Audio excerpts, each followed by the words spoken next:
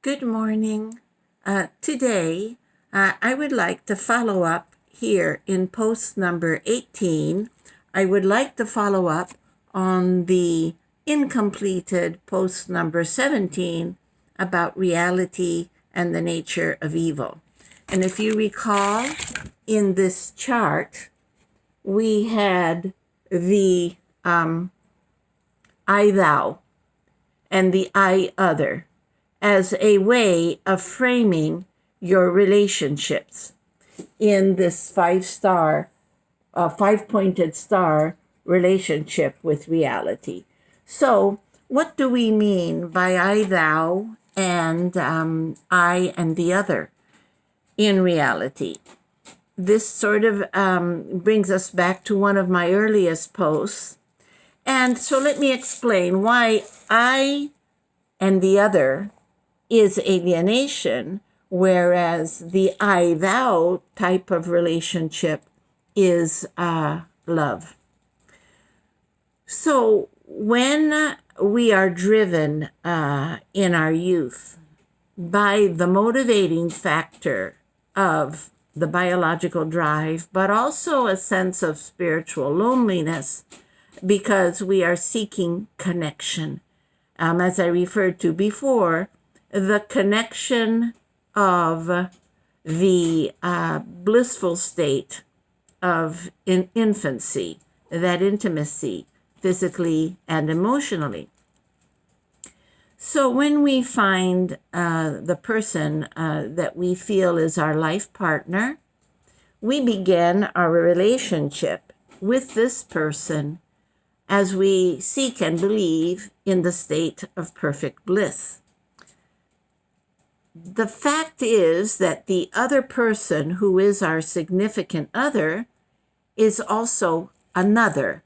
It is the other that is, in some ways, an alien. That person is different from us, even though very similar, but different in significant ways. For instance, it is a benefit that the difference is a benefit because you complement each other. For instance, let's say that you get lost on foot, but your significant other does not. He or she gets lost driving. Or let's say that she has or he has a knack for remembering numbers, phone numbers, addresses, just stay in the mind, and you don't remember numbers. But on the other hand, you perhaps, let's see, are good at evaluating people at first glance. You hit the nail on the head with the kind of person you're dealing with, whereas your significant other cannot do that and is easily fooled by people. But on the other hand, your significant other in a debate, in a confrontation, can remain objective and logical, whereas perhaps you have issues with dominance and ego. So having the other, the I, which is yourself, and the other as different entities is beneficial. But then there is the dark side of the other. The other is still the other, the not you. And so this can be oppositional.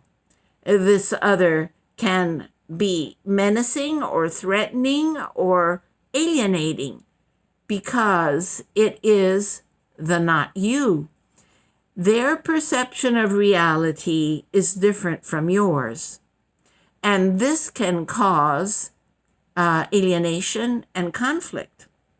On the other hand, the positive aspect of the alien other perception of reality is that it allows you to see your own reality more clearly by comparison. You define yourself by noticing the differences between you and the other. And so this journey from alienation to connection is through the relationship that evolves, as I said in post number 17 on marriage. So at some point, if you succeed in remaining within this gray zone of the relationship, where your perception of reality conflicts with the other's, your spouse's conception of reality, the two realities, like two galaxies, impact each other, and they can either destroy each other or merge to form one larger galaxy. And when that happens, you realize that the other, who is your spouse or significant other, that this other, with a capital O, is really a thou, another you looking out of their eyes, another you in the sense that to them, to your spouse, you are the other. And when you realize that you are each living in your own realities, and that these realities see each other as alien, then you can, in understanding this process, come to realize that the other is not the alien with the dark side, the threat to your perception of reality, but rather another you looking through their eyes at you, the other. And you realize that other people in the world are the same as you are, in that they are souls who are experiencing reality in their own way through their own experiences. And then once you realize the thou-ness, the biblical term thou, you understand that everyone in the world is a thou. There are no others. There are no insignificant groups. There are no racial inequalities. There are just the world full of souls, of thou. Now, it's very interesting that in Latin countries, language demonstrates the value of thou, but the English language does not. It used to. In the 1800s, there was a difference between you and thou. In the up until the 1800s, early 1800s, thou was used for personal relationships. You referred to your close family members and your friends as thou, and people outside that circle were referred to as you. But in Latin countries, the language still preserves the difference between intimate relationships, and public relationships. In Latin, in French, in Italian, in Spanish, and other Romance languages, tu is used for intimacy, to express relationship. And voi and lei are used to express the fact that you are not familiar with each other.